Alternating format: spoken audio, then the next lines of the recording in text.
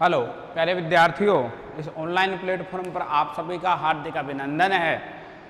मेरा मानना है कि आप सभी अपने घरों पर सुरक्षित होंगे और इस वैश्विक महामाहौल में आप अपने घर पर रहे अपने आप को सुरक्षित महसूस करें, क्योंकि जब तक सामान्य स्थितियां नहीं होती हैं तब तक हम यानी किसी शैक्षणिक संस्था में या इसी के साथ साथ यदि हम आपसे बात करें कि और किसी पढ़ाई के ऑफलाइन माध्यम से यानी मुखातिब नहीं हो सकते हैं, तो ये ऑनलाइन जो हमारा मुहिम चल रहा है यानी ये आप तक यानी समय समय पर विषय से संबंधित वीडियो पहुंचते रहे होंगे।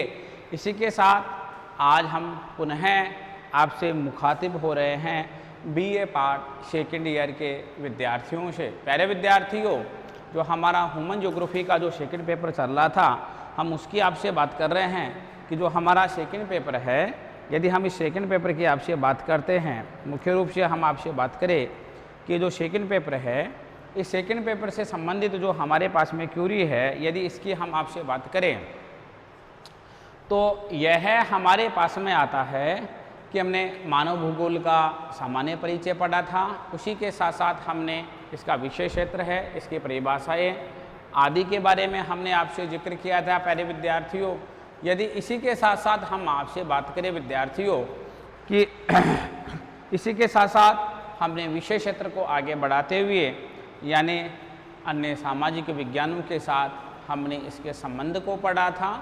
आज हम उसी टॉपिक को आगे बढ़ा रहे हैं और आज हम चल रहे हैं यानी main principles of human geography या fundamental principles of human geography, मानव भूगोल के प्रमुख सिद्धांतों के बारे में मैं आपसे बात करता हूँ, ठीक है ना। तो आज हम बात करते हैं आपसे बीए पार्ट जो हमारा सेकेंड ईयर है। यदि हम उन विद्यार्थियों से आज इस ऑनलाइन प्लेटफॉर्म पर मुखातिब होने जा रहे हैं, मानव भूगोल जो हमारा बीए पार्ट जो सेकेंड ईयर है उसका जो हमारा प्रश्न पत्र है विद्यार्थियों, यह हमारा प्रश्न पत्र है यानी सेकेंड ह्यूमन ज्योग्राफी हमारा सेकेंड प्रश्न पत्र है। कौन सा प्रश्न पत्र है? हमारा सेकेंड प्रश्न पत्र है, ठीक है। हम बात कर रहे हैं आपसे प्रश्न पत्र की कि कौन सा है, तो प्रश्न पत्र आता है सेकेंड ह्यूमन ज्योग्राफी। जो मानव भूगोल है उस मानव भूगोल को हमने काफ़ी आगे तक बढ़ा दिया था। देखिए, हम आपसे बात करते हैं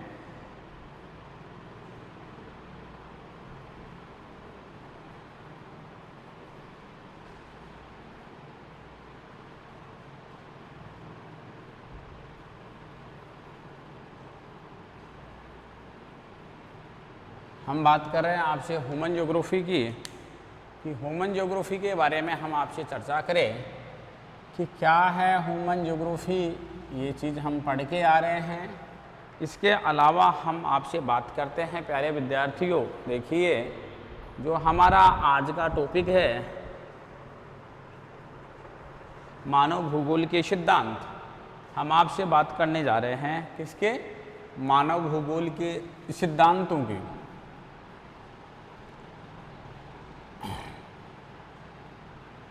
मानव भूगोल के सिद्धांत। हम जो बात कर रहे हैं आपसे वह कर रहे हैं मानव भूगोल के किसकी? सिद्धांतों की बात करने जा रहे हैं कि मानव भूगोल के क्या क्या सिद्धांत हैं। देखिए,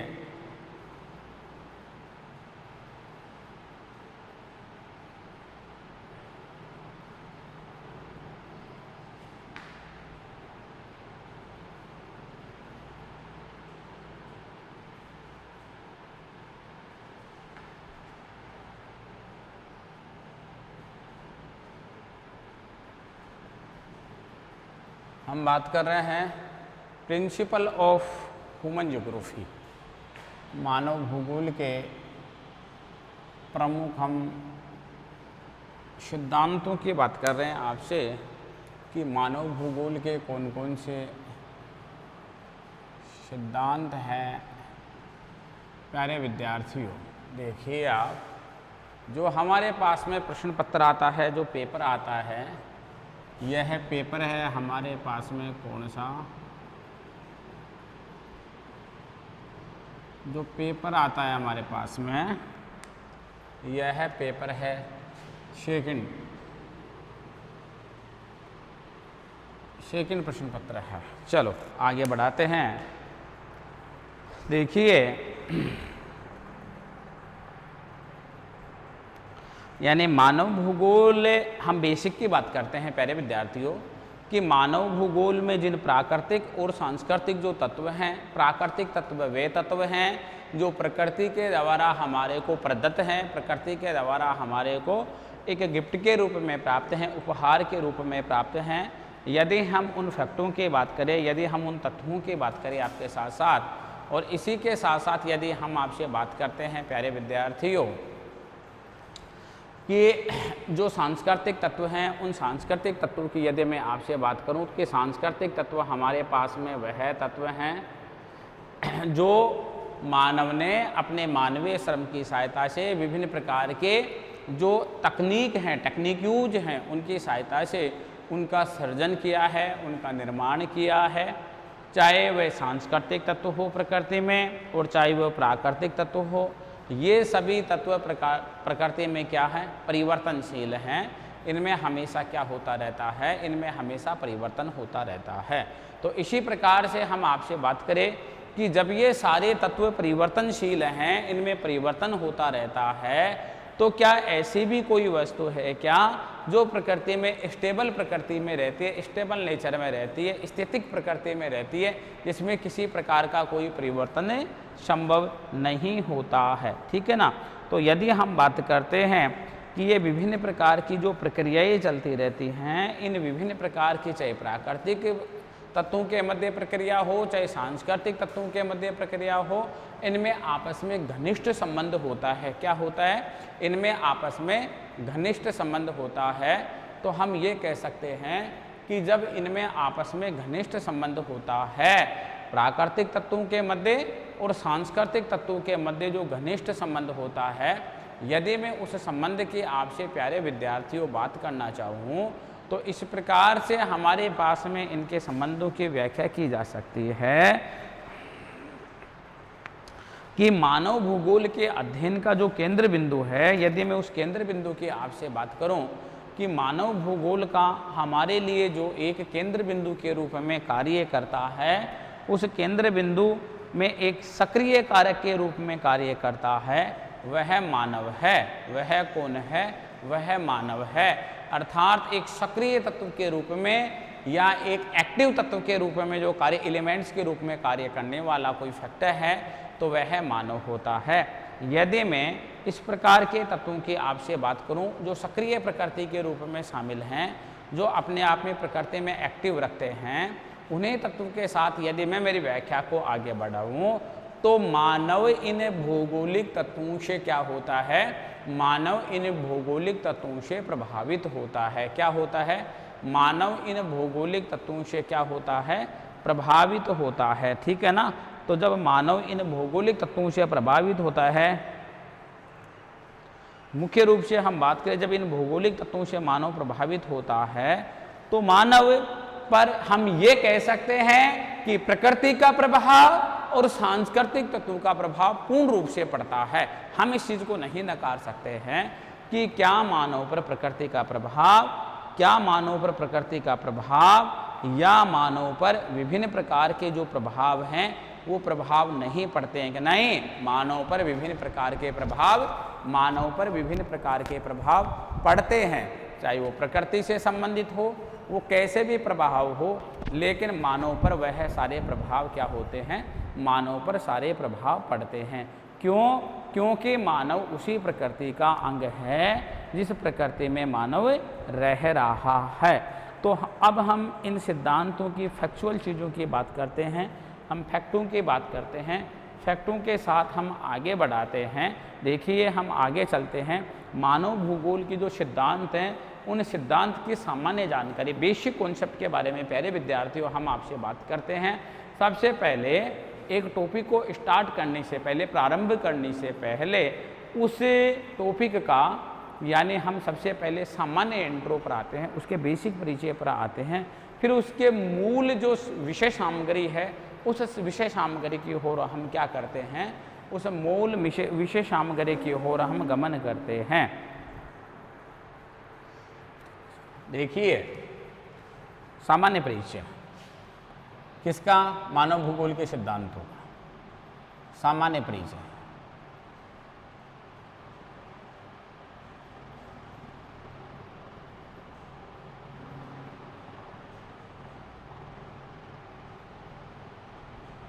सामान्य परिचय देखिए, जो विभिन्न तत्व हमारे पास में आ रहे हैं उन्हीं तत्व के मैं आपसे प्यारे विद्यार्थियों बात कर रहा हूँ।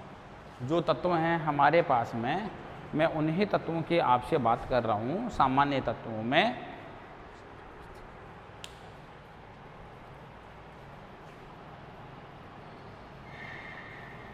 मानव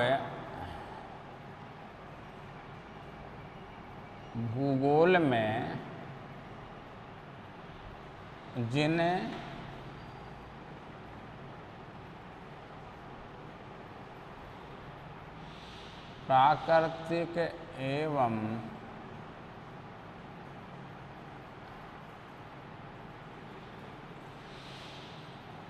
प्राकृतिक एवं सांस्कृतिक, मानव भूगोल में जिन प्राकृतिक एवं सांस्कृतिक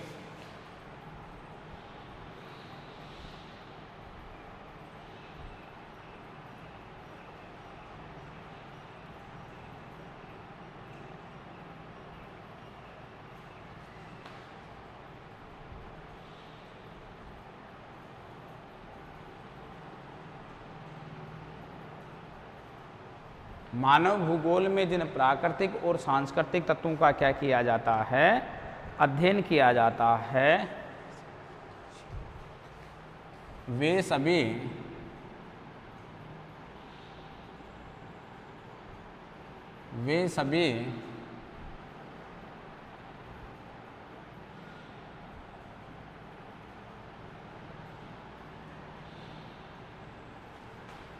सभी परिवर्तनशील हैं,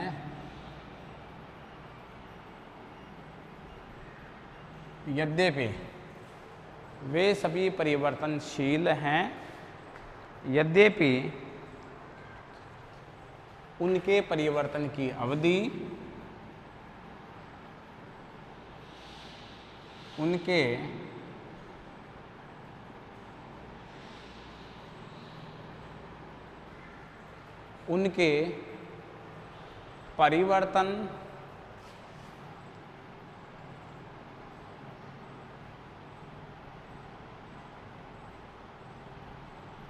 उनके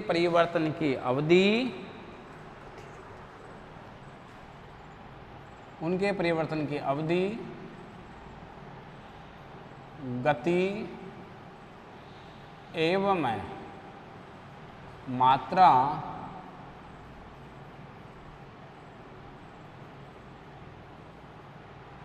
भिन्न भिन्न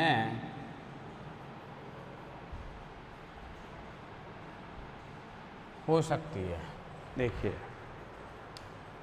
हम बात करें मानव भूगोल के प्रिंसिपल ऑफ ह्यूमन ज्योग्राफी की, यदि मानव भूगोल की यदि हम सिद्धांतों की बात करते हैं तो मुख्य रूप से प्यारे विद्यार्थियों जो आपके सामने जो बेसिक कॉन्सेप्ट आ रहे हैं, यदि इन्हीं बेसिक कॉन्सेप्टों की हम आपसे बात करते हैं विद्यार्थियों, तो देखिए हम मानव भूगोल के जो सिद्धांत हैं उन सिद्धांतों के हम सामान्य जनरल इंट्रो की बात कर रहे हैं। आपसे किसकी बात कर रहे हैं, हम उनके जनरल इंट्रो की बात कर रहे हैं, जो उनका जनरल इंट्रो है जिसको अपन सामान्य परिचय के नाम से जानते हैं।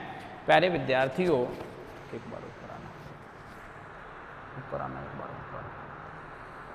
तो मुख्य रूप से हम बात करते हैं कि जब मानव भूगोल के विभिन्न प्रकार के हम सिद्धांत पढ़ने जा रहे हैं, मानव भूगोल में जिन प्राकृतिक एवं सांस्कृतिक तत्वों का अध्ययन किया जाता है, यानी मानव भूगोल में जिन प्राकृतिक और सांस्कृतिक तत्वों का क्या किया जाता है, अध्ययन किया जाता है, वे सभी परिवर्तनशील हैं।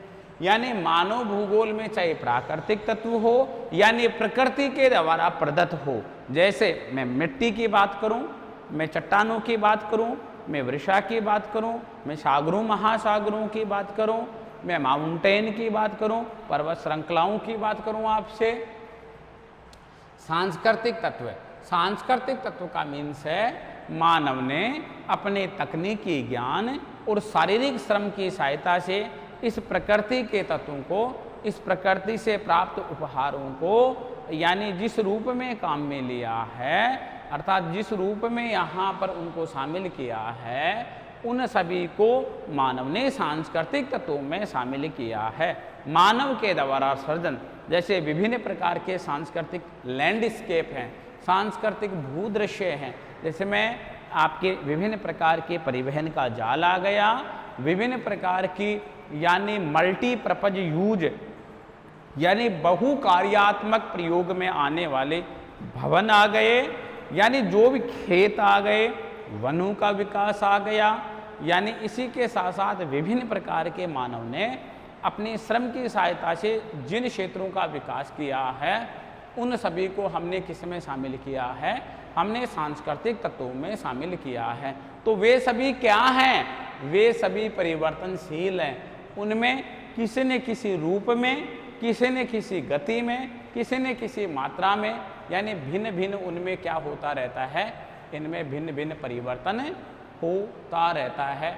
यानी यद्यपि उनके परिवर्तन की अवधि, गति एवं मात्रा भिन्न भिन्न हो सकती है, इनमें होने वाले परिवर्तन का टाइम ड्यूरेशन, इनमें होने वाले परिवर्तन की अवधि यानी समय के बारे में बात कर रहा हूँ कि समय में आपको परिवर्तन मिल सकता है कि कितने समय में किस में परिवर्तन होगा, लेकिन परिवर्तन तो अवश्य होगा, क्योंकि क्या है ये सभी, ये परिवर्तनशील हैं। हो सकता है कि कोई विशाल, कोई ऐसा कोई शेप है, कोई आकृति है, वो छोटे रूप में परिवर्तित हो सकती है। तो परिवर्तन तो हो रहा है ना उनमें। जब उनमें परिवर्तन हो रहा है तो हमने ये कहा कि परिवर्तन की अवधि उनकी क्या हो सकती है, उनकी परिवर्तन की अवधि अलग अलग हो सकती है। इसके अलावा बात करें उनकी गति, उनका मोशन, यानी कितने समय में होगा, कहने का मतलब किस गति से होगा, क्या पहले होगा या क्या बाद में होगा, पहले होगा या क्या बाद में होगा, ठीक है ना। इसके अलावा अपन बात करें मात्रा, यदि हम उसकी मात्रा की बात कर सकते हैं कि कितने मात्रा में परिवर्तन होगा, यानी क्वांटिटी। मैं आपसे बात कर रहा हूँ क्वांटिटी की, मैं आपसे बात कर रहा हूँ मोशन की, और मैं आपसे बात कर रहा हूँ टाइम ड्यूरेशन की। तो तीन हमारे पास में शब्दावली आए कि प्रकृति में दो प्रकार के तत्व, एक प्राकृतिक तत्व है, दूसरा सांस्कृतिक तत्व है। परिवर्तन तो अवश्य होगा दोनों में, चाहे प्राकृतिक तत्व हो और चाहे सांस्कृतिक तत्व, परिवर्तन तो दोनों में होगा। लेकिन परिवर्तन होगा तो कितनी अवधि में होगा, किस गति से होगा, किस गति से होगा, यानी किस गति से होगा। इसके अलावा यदि हम बात करते हैं और कितनी मात्रा में होगा, ये बात तो हमने अवश्य लिखी है कि वे सभी परिवर्तन हैं, वे सभी परिवर्तन हैं, तत्वों का अध्ययन किया जाता है, ये सभी परिवर्तनशील हैं और यद्यपि उनके परिवर्तन की अवधि, गति एवं मात्रा सब क्या होंगे, सब भिन्न भिन्न हो सकते हैं। तो यह अवश्य हम कह रहे हैं आपको कि उनकी मात्रा अलग हो सकती है, उनकी अवधि अलग हो सकती है और उनकी गति अलग हो सकती है, और उनकी गति अलग हो सकती है। तो इन सब तत्वों के बारे में हम आपसे बात करना चाह रहे हैं प्यारे विद्यार्थियों कि यह हमारा जो सामान्य परिचय का जो फैक्ट है, हम उस सामान्य परिचय के किसकी बात कर रहे हैं आपसे, उस सामान्य परिचय के हम फैक्ट की आपसे बात करें। अगला है परिवर्तन की प्रक्रिया में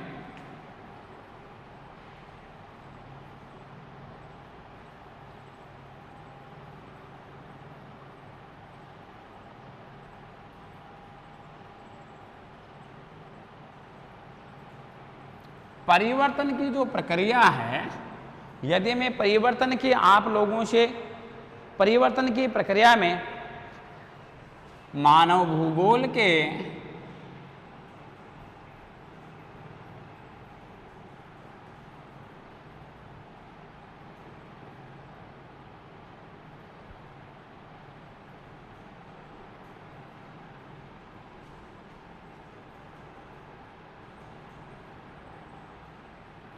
यानी परिवर्तन की प्रक्रिया में मानव भूगोल के क्या मानव भूगोल के विभिन्न तत्व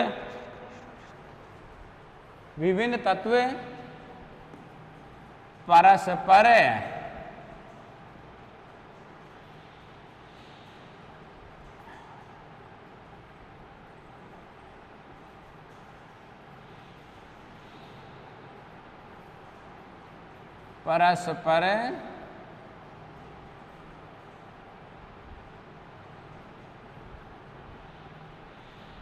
घनिष्ठ रूप से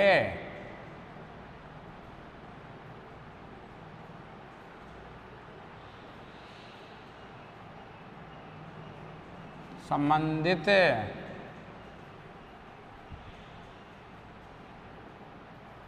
परस्पर घनिष्ठ रूप से क्या रहते हैं, संबंधित रहते हैं या होते हैं, संबंधित होते हैं।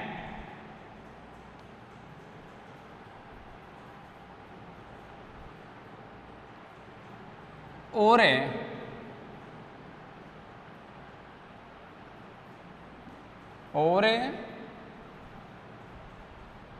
पार्थिव एकता का सर्जन और पार्थिव एकता का सर्जन और पार्थिव एकता का सर्जन करते हैं। किसका सर्जन करते हैं? और पार्थिव एकता का सर्जन करते हैं। देखिए, परिवर्तन की प्रक्रिया में मानव भूगोल के विभिन्न तत्व परस्पर घनिष्ठ रूप से संबंधित होते हैं। ये जो परिवर्तन की प्रक्रिया है, कौन सी? प्राकृतिक और सांस्कृतिक तत्वों के मध्य ये जो परिवर्तन की प्रक्रिया है, इस परिवर्तन की प्रक्रिया में मानव भूगोल के विभिन्न तत्व, तो विभिन्न तत्व कहाँ? ये प्राकृतिक और सांस्कृतिक तत्व। देखिए, यहाँ जो विभिन्न तत्व आ रहे हैं प्यारे विद्यार्थियों, यदि मैं विभिन्न तत्वों की आपसे बात करूं तो विभिन्न तत्वों में हम बात करते हैं कौन सी? एक तो प्राकृतिक तत्वों की, और एक तो नेचुरल एलिमेंट्स की, और एक कल्चर एलिमेंट्स की। एक तो प्राकृतिक तत्वों की, एक सांस्कृतिक तत्वों की।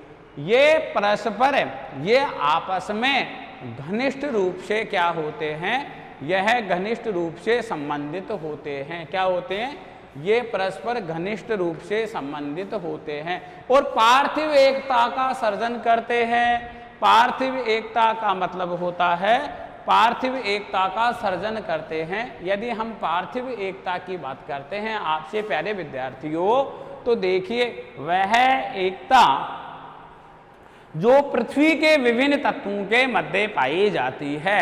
अर्थात जब तक पार्थिव एकता नहीं होगी तो मानव सांस्कृतिक तत्वों का सर्जन नहीं करेगा। क्योंकि जो हमारे पास में जो पार्थिव एकता आती है, पृथ्वी के विभिन्न तत्व आते हैं, तो मानव पृथ्वी के विभिन्न तत्वों का एक संयोगात्मक रूप में ही उनका उपभोग कर सकता है, उनको कंज्यूम कर सकता है। यदि मानव में यदि उपभोगवादी प्रवृत्ति रही, तो उपभोगवादी प्रवृत्ति के द्वारा प्रकृति अपने विभिन्न प्रकार के रौद्र रूप धारण करके और मानव का किसी न किसी रूप में अस्तित्व को समाप्त करने के में प्रयासरत रहेगी। देखिए कि मानव ने जब भी प्रकृति के संसाधनों का, अर्थात पार्थिव जो एकता है या जो पार्थिव तत्व है, इस पर उपस्थित विभिन्न प्रकार के एलिमेंट्स का, तत्वों का इस प्रकार से दोहन किया है, तो इस प्रकार से दोहन करने के कारण से प्रकृति ने अपने इन प्राकृतिक विभिन्न प्रकार के तत्वों या परिवर्तनों के माध्यम से, यानी मानव को बैलेंसिव करने का कार्य, संतुलित करने का कार्य किया है। मानव की गतिविधियों पर अंकुश लगाने का कार्य किया है। तो हम ये कह सकते हैं कि पार्थिव एकता का मतलब इस पृथ्वी पर उपस्थित विभिन्न प्रकार के तत्वों के मध्य क्या पाई जाती है? एकता पाई जाती है, यूनिटी पाई जाती है। जब तक प्राकृतिक तत्वों के मध्य और मानव के मध्य कॉम्बिनेशन यानी समायोजन नहीं होगा, तब तक मानव इन प्राकृतिक यानी पार्थिव तत्वों का उपभोग करके और अपने विकास की गति को आगे नहीं बढ़ा सकता है। प्यारे विद्यार्थियों, तो हम बात करते हैं विभिन्न तत्व। तो विभिन्न तत्वों में हमारे पास में नेचुरल आए, नेचुरल एलिमेंट्स आए, और हमारे पास में कल्चरल एलिमेंट्स आते हैं। ठीक है ना? मनुष्य, अगला फैक्ट है, मनुष्य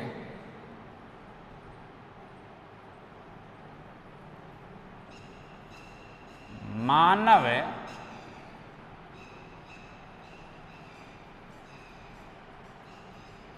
हम आपसे बात कर रहे हैं कि मनुष्य कौन? मनुष्य मानव भूगोल के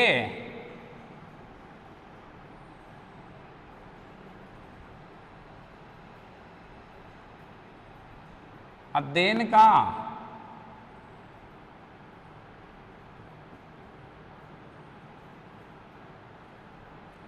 यानी मनुष्य मानव भूगोल के अध्ययन का केंद्र बिंदु और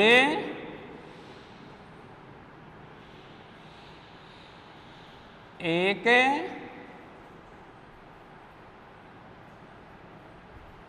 सक्रिय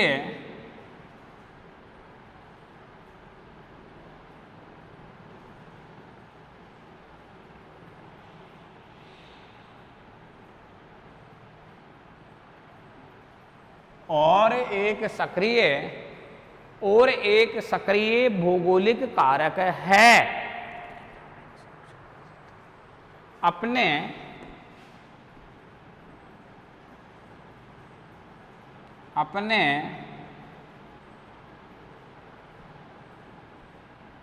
पर्यावरणीय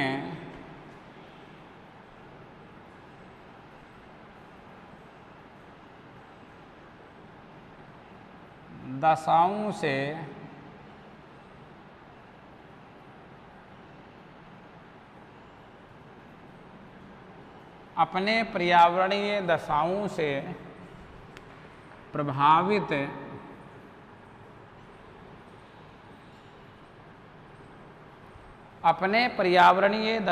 से प्रभावित होता है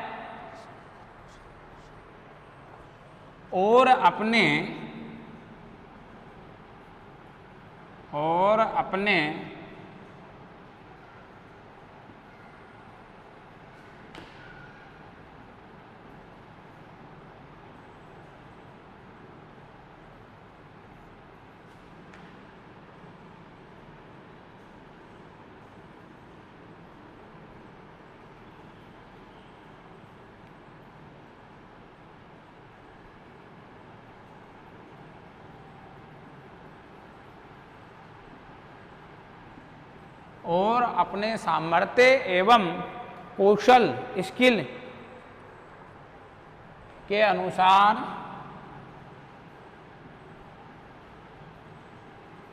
उनमें आवश्यक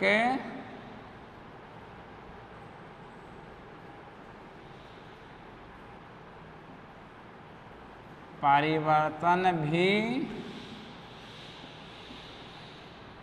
क्या करता है और उनमें आवश्यक परिवर्तन भी करता है और उनमें क्या करता है और उनमें आवश्यक परिवर्तन भी करता है। किनमें करता है? यह परिवर्तन उनमें करता है मनुष्य मानव भूगोल के अध्ययन का केंद्र बिंदु और एक सक्रिय भौगोलिक कारक है। यानी जो मनुष्य है ना, मनुष्य मानव भूगोल के जो अध्ययन है, जो ह्यूमन ज्योग्राफी की स्टडी है, यदि मैं उसके अध्ययन के मैं आपसे बात करूं प्यारे विद्यार्थियों, तो मनुष्य मानव भूगोल के